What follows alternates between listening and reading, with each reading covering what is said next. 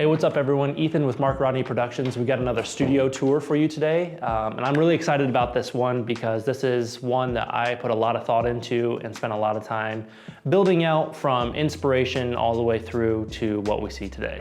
So this is for a client of mine here in Bellefontaine, Ohio that are doing a lot of cool things. And we are currently on the second floor of the Opera Block on Court Street. And this space, I mean, I'll throw up some photos of what it looked like before, but it was in pretty rough shape. But what's cool about this project for me is that I also am working on a documentary project with this company to document the transformation. And then they agreed to build a studio space for their podcast and for other content creation needs within that project. So it's kind of like a meta cool thing for me. So first, let's start over here. This is our podcasting area. So the number one goal of this space was to serve the podcast, which is the Small Nation podcast, if you want to look it up. I produce and co-host that show along with our CEO, Jason Duff. And that's been great. We're over 50 episodes at this point, and we're kind of going into a season 2. And part of that was utilizing this new space. So my decision making in this process, I mean, this is just an IKEA table with IKEA chairs. You can still get some great stuff at IKEA if you're just careful and you think through your decision making process. I wanted the biggest table I could find that was solid wood. And this had a matching set with other things, as you'll see here throughout the room. And it was also a light wood. So when I was thinking about it, it's kind of, bouncing light up from our key light here, which is an Amaran 200D. And I chose daylight because I figured in this space for a podcast, we're not really looking for, colors or even different temperature of colors. We just need nice light to light everybody around the table, all skin tones and things like that. So usually that's 5600 Kelvin, and this Amaran 200D has enough output that really helps this room. If I turn this off, I'm just gonna unplug it here. If I just turn it off, you can tell the difference that it's making. I'm not even sure this is at 100%. But the other thing I like about Amaran or aperture lights is the Sidus link, obviously. So we also want this space to be available for other creators, and the Sidus link tends to be a pretty popular app in the space. I have it here on this newer boom arm that mounts to the wall, and this can articulate any which way. So if I loosen it, I can bring it down, up and down, left and right, which is really nice. I just kind of have it up so it's kind of out of the shot when I'm filming a podcast. We'll throw up some footage of what that setup looks like during a real podcast.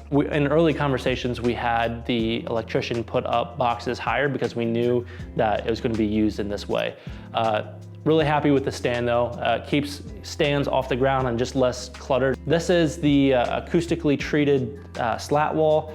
I'm not sure which company specifically this one is from, but I'll put some examples down in the description of this video. The idea is that there's felt behind this slat wall that helps, treat the room. So we're working on sound treating the rest of it to make it a little bit better in here, but this was a great starting point.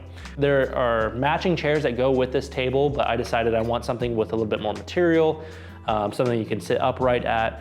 And so gray, the ceiling is navy blue in here, so I wanted something to kind of fit that color scheme. So I went with a neutral gray here. We have it set up a number of different ways, but we are using the Rode pod mics into the Rodecaster Pro, the first version. And this has been great for our setup and what this podcast is. We didn't really see the value in spending, $400 on a Shure SM7B, the most popular microphone you may see in other podcasting setups. This does a great job for $100 a mic, and we just got some cheap stands and cables. And for a development group doing a podcast, I think it was more than adequate. If I were building this today, I probably would go with the Rode PodMic USB, which has a USB-C port on the back so you can plug it directly into your computer. You don't need an interface, which is great for virtual episodes, and then the Rodecaster Pro too. So just the newer versions of these. But like I said, this setup does great, and we'll probably continue using it for a long time. As we move on to this corner, we have the Logitech Mevo starter pack here, just on some small rig tripods. This is kind of an interesting choice. I kind of have a love-hate relationship with these cameras. What's really cool about them is we got 3 cameras for the price of $1,000, I think, all in one kit. And they allow you to switch live from an iOS device like an iPad or even a phone if you wanted to do that. And we can actually stream on Facebook, YouTube, or any kind of streaming platform that you want and switch between the cameras if we want. We may be utilizing that for a digital community in the future, but for now, it's been great for this podcast. Now the image is 1080 and it's not the best image, not the cleanest feed. It's not gonna look like the Blackmagic that we're shooting on now, but it gets the job done. You can also record locally to micro SD cards on these, and I think that's my new workflow with these. Instead of switching live, I noticed personally I'm not great at multitasking, so trying to be engaged in the conversation, switching and monitoring audio levels is a bit much for me. So recording to SD cards, and then I'll actually utilize AI. I think Autopod is the service that I'm using right now that will actually cut between the cameras for me. I'm sure we'll break that down further in a future video, but yeah, these have been a great option if you're looking for more of a budget camera, if you want a video aspect to your podcast, which, by the way, I would recommend. So moving over to this wall, we just have a leather couch that our CEO found on Facebook Marketplace, and then the matching coffee table with our podcasting table. The name of the IKEA set is escaping me right now because all their names are so funky, but I will be sure to link that down in the description of this video. Fake plant, that's a pro tip in a space like this. Fake plants because you don't have to worry about watering them, but it also just brings some life to the space rather than, without it, it would just be wood tones and white, which I love, but just a little bit of texture, you can break up light, interesting things in the background. So let's move on to this corner over here. All of my stuff is in here right now. We're about to shoot a podcast in here ourselves for the Mark Rodney Show, which, by the way, if you haven't checked out, go check out our podcast. It should be on the same channel, or Spotify, Apple Podcasts, any of those things. But in this corner, we just have an IKEA lamp with just a normal light bulb. Again, it's just like, I wanted creatives to have an option for a practical in the background. Honestly, it gets kind of dark in here in the evening, so just to light up this corner. So it's just a lamp. This is all my stuff here. Digital clock, that's another pro tip. When you're doing a podcast, you have a guest who has a hard out time, you want to be able to quickly just take a look at the clock and just see what time it is. So just nice big bold font there. We got some end tables with these chairs. Again, these were another Facebook Marketplace find, I believe. And then this is the other thing I'm kind of excited about in this space, is the paper backdrop mounts. So you can hold 3 different paper backdrops. Right now we just have white up there. Personally, I love the clean white backdrop look. And if you've seen any of our Mark Rodney marketing or website or anything like that, you will probably see that in some of those. Brody and I had some fun with a white paper backdrop for our first photo shoot.